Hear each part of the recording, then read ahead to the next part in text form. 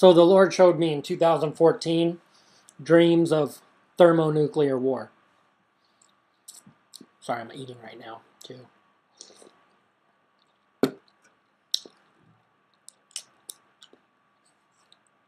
Think about that. In 1993, I had very real visions and dreams of what happened in September 11th, 2001. That was in 93. So in 2014, when I saw thermonuclear war, God started giving me revelation about the book of Revelation.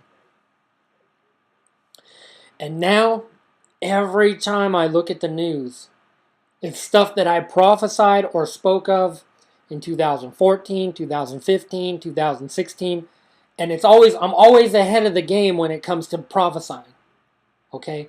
Now, in my personal life, I've fled 3 times already. The first time I packed up my stuff and got out of town was in 2015 when a bunch of cats died. I thought, this must be God telling me it's time to go. Nothing happened. But it was a preparation because I learned how to live in my truck. I learned a lot. I mean, I actually went out and lived. I became a freaking mountain man for a while. That was preparation. People say, you're a false prophet because you ran off and you didn't realize that you thought you were right, so you were wrong about that. No, it was God preparing me. The second time I fled was just before the elections, 2016 elections. So somewhere at the end, November. I took off. I left. I got out of town. And I'm not ashamed of it. Russia had threatened thermonuclear war. And when I looked at my history of seeing visions and dreams, I was thinking if Hillary wins, that's it. It's going to happen. And Russia had said if Hillary wins, it's thermonuclear war. So that shows you that has nothing to do with Donald Trump. Okay, they've been planning this for a long time.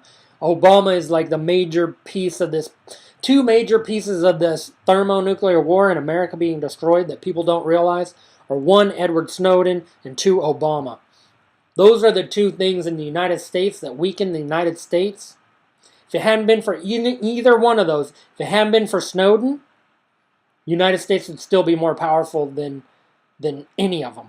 And if it hadn't been for Obama, but Snowden alone couldn't have done it. Obama alone couldn't have done it. It really required both of them. What are you talking about Edward Snowden for? What do you mean? He's just leaked NSA information, didn't he? No, he was also responsible for the hacking of any email hacking that you've heard of during the Hillary Clinton campaign.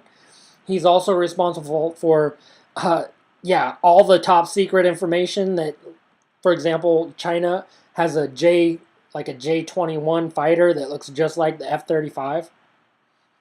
Yeah, he leaked all that. DARPA information, NORAD information, CIA top secret documents, top secret new technologies, military strategies, tons of stuff. Literally a suitcase full of 10 gigabyte hard drives.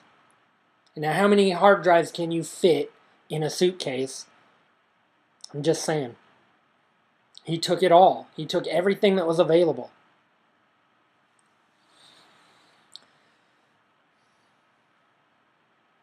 So, the first time I left town was because my cats died and I thought it was a sign from God, but it was a time of preparation. The second time I took off and left town was just before the election. And now, guess what? Now with what's going on with Korea, North Korea, the minute I hear either one or 2 things, that North Korea does another test or Donald Trump attacks North Korea, the minute I hear that, I'm getting out of town again. I'm serious.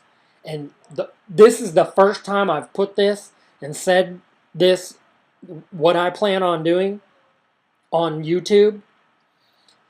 So you do what you want, but if you find out that Donald Trump just bombed, and it doesn't even matter what it is, If he sent in a SEAL team to go assassinate Kim Jong Un, or if he dropped, launched a missile or what do they call those? The Tomahawk missile, cruise missiles against North Korea, whatever it is. The minute you hear about that, you need to go spend your savings and get some water. I'm telling you, I'm getting out of town again. And if it ends up being just another time of preparation, fine. I'm just telling you. The reason I'm saying this is so that maybe somebody out there, maybe you should be ready to go on a little camping trip. Just plan like an 8-day week just to see what happens. I'm just saying. I've done this before where I said the same thing and I was wrong. But this time, this time I'm for real. I might be crazy, okay? But y'all need to be ready. And partly, I kind of wanted to be at ground zero when it happened so I can be like, you see, I can survive this. I'm part of God's elect. Or to just be vaporized in the first strike. That'd be easy.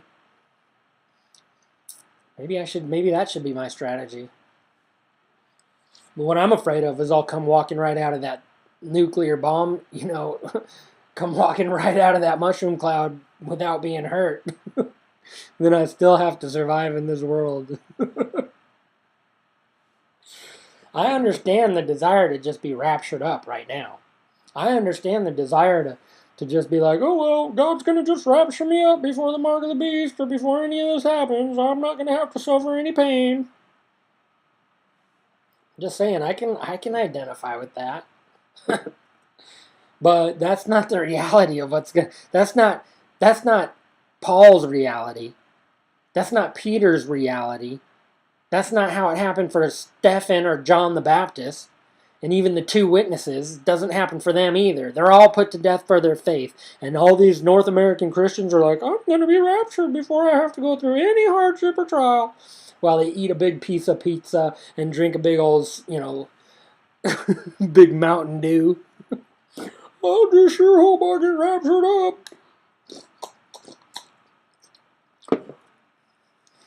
I'm just saying, get ready to fast. Praise God.